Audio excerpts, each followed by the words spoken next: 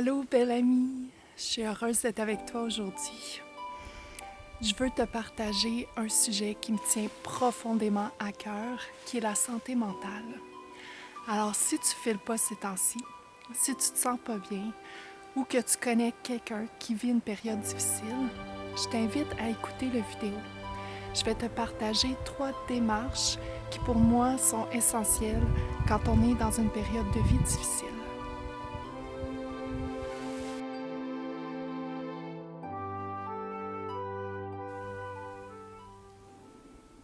La première démarche, c'est de sortir de l'isolement. Donc, quand on ne file pas, quand on ne se sent pas bien, on peut avoir tendance à s'isoler. Puis pourtant, on oublie qu'on a besoin de soutien pour pouvoir traverser ces périodes-là. Et puis, ça peut être super difficile de briser le silence puis la solitude. On peut avoir peur du jugement, de l'incompréhension, du rejet. On peut sentir de la honte puis toute la pression sociale. C'est pour ça que c'est super important de parler de ce que tu vis avec des gens en qui tu as confiance. Donc, ça peut être des amis, de la famille, des collègues de travail. Par contre, ça arrive que les gens qu'on aime n'aient pas toujours la capacité de nous recevoir dans ce qu'on vit. Et c'est pour ça qu'il ne faut pas se limiter aux gens de notre entourage. Il faut se rappeler que l'empathie puis la bienveillance, elle vient avec des multiples visages, puis ça peut même venir d'un étranger. Il y a des lignes téléphoniques d'écoute, entre autres, que tu peux utiliser avec des gens super compétents puis qui sont outillés pour pouvoir t'accompagner, te soutenir, t'écouter, puis te donner plein de ressources. Je vais te laisser à la fin de cette vidéo les renseignements pour les lignes téléphoniques. La deuxième démarche, c'est de faire des recherches. Quand on vit une période difficile, on peut dealer avec un sentiment d'impuissance puis de perte de contrôle sur notre vie.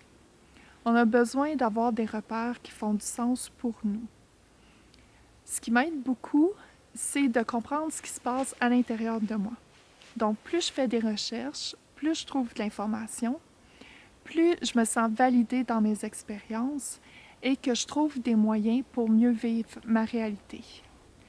Faire des recherches, ça peut vouloir dire, entre autres, de trouver de l'information sur ce que tu vis puis tes symptômes pour mieux les comprendre. Ça peut aussi vouloir dire de trouver des pistes de solutions pour des traitements qui existent, de faire une liste des ressources qui sont à ta disposition et de choisir des pratiques qui peuvent te faire du bien.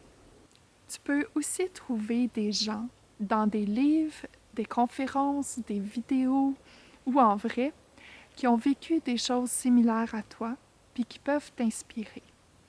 Ça réveille quelque chose à l'intérieur de nous que moi j'appelle la foi puis la confiance. C'est la petite étincelle de vie qui a envie d'émerger puis de briller. Et ça, je te rappelle, tu l'as à l'intérieur de toi.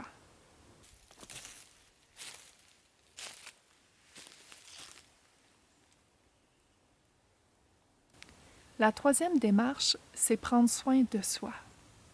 Et ça peut sembler un concept un peu nébuleux, surtout quand notre estime de soi est affectée par tout ce qu'on vit. On peut ressentir de la honte, de la culpabilité, du doute. On peut tomber dans une spirale d'autodestruction, puis la haine de soi devient un obstacle pour prendre soin. Ce que je propose, c'est d'y aller un petit pas à la fois et voir où ça va te mener. Prendre soin de toi, ça veut dire surtout de ressentir de l'amour puis de la bienveillance pour toi. Ça veut dire de poser des actions puis faire des choix qui t'apportent du bien-être puis surtout plein de douceur. Et tu y vas un petit geste à la fois et tranquillement, tu vas voir que ça fait une différence. Et il ne faut surtout pas que tu te mettes de pression. Donne-toi du temps puis nourris l'amour pour toi en mettant ton bien-être en priorité. Pourquoi? Parce que tu es un être absolument merveilleux. Parce que ta vie est super précieuse. Parce que tu mérites d'être heureux puis heureuse. Puis la meilleure manière de contribuer dans le monde, c'est de t'épanouir puis fleurir. je te donne quelques idées pour prendre soin de toi. Ça peut être d'aller dans la nature. Je le dis toujours, la nature, c'est la meilleure alliée que tu peux avoir dans ta vie. Ça peut être aussi la communauté, que ce soit par des ateliers, des thérapies de groupe, des cercles de parole. La force du groupe est super guérissante puis puissante. Ça peut être aussi de prendre du temps pour te reposer, te régénérer, te ressourcer, en lisant un livre, en prenant un bain, en recevant un massage, en ayant des pratiques de gratitude et en bougeant. L'exercice, ça fait sécréter les hormones du bonheur. Puis c'est pas pour rien qu'on les appelle comme ça. Ils font super du bien.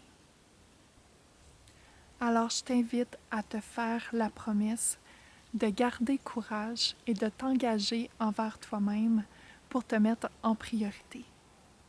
Rappelle-toi que tu es profondément aimé par la vie et que tu fais une grande différence. Tu mérites de vivre tous tes rêves. Je t'envoie plein d'amour.